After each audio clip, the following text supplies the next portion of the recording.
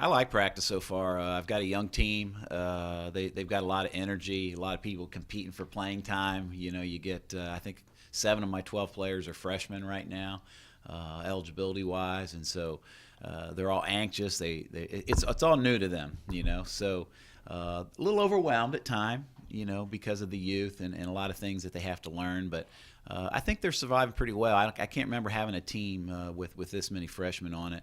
But you know, I think they're doing a good job of stepping up to the challenge. With that big of a group of newcomers, are you proactively working on chemistry, or is that something that will just evolve over time? I think chemistry is got to take care of itself. I think we addressed that at some level. We took a trip to Italy this summer, so we practiced 10 times. We went over there, played 3 games. I thought our chemistry looked pretty good over there, considering we tried to play everybody the same amount of minutes, tried to give everybody an opportunity, and really didn't want to start the pecking order process, you know, too soon. So when we came back, we hit the practice floor. It was like our 11th practice instead of our first practice, and that was good. So I think that gave us a jump start. And I think those things, they're starting to clear up. I think the players on the team are starting to sit back and realize which of these freshmen are going to step in and have an impact and maybe get some starting jobs. And so, and right now, everybody seems to be pretty accepting of that. Can you elaborate? Of those, who should we be looking for that are going to be key contributors? Or Well, certainly the freshman that's the most highly touted, Jess Jackson. I mean, she was picked as the 7th or 8th best player in the freshman in the country. Coming in, 6'3", 4 player. She could play the 3. She could play the 5. She's a shot blocker. She can make the 3. You know, she's really a versatile young lady. I can play her in a lot of positions. Now, with that said, there's a lot of pressure on her. You know, she decided to stay home. She's from down in Little Rock, and so, you know, she feels that a little bit, but she stepped up in a big way, I think, and our veterans are already seeing what potential she has. Mackenzie Adams, you know, top 100 guard in the country. Coming in, she's a kid that just really likes to shoot the ball, so she's a scorer, and we need that. You know, we lost a lot of scoring out of our lineup, so I can't afford to have any timid freshmen come in and know whether they're supposed to shoot or not. I've got to have freshmen that come in and they want to shoot the ball, and most of them usually do, but probably the one thing that separates these 2 kids in particular is that they step up and shoot and they make shots. So pretty excited about both of them.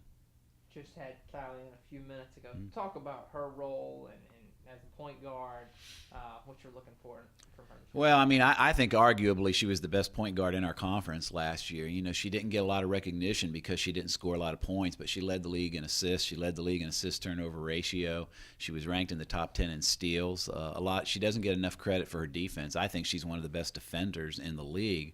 And you know, we nominated her for that, and she didn't make that team. But you know, she's a quiet leader. I need her to be a little more vocal. I need her to be a little more aggressive. I need her to step up and search for shots. And you know, that's probably all the difference in the world. She steps up and maybe makes one more three a game. She's averaging double figures, and everybody realizes how talented she is.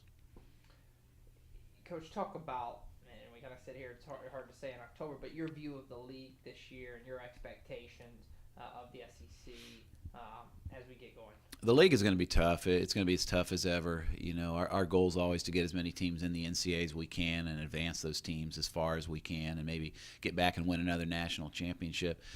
When I look at the rosters in our league, I think the top 5 or 6 teams in the league who have always been good, they're going to be good again. They're very steady, even though they graduate a lot of players. But you know, I think they have some vulnerabilities.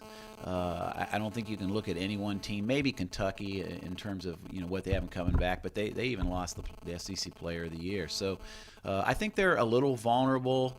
And I think the bottom part of the league, I know this becomes a little cliche-ish, but we've had a lot of coaching changes in the last couple of years. And I think those middle-of-the-pack teams and the teams at the bottom of the league, a lot of them return a lot of players. And I think you're going to see there's going to be a surprise team or two, I think, rise up through there and get into that top 5 or 6. And I wouldn't be surprised to see one of those top 5 or 6 maybe drop down into the 7, 8, 9 hole.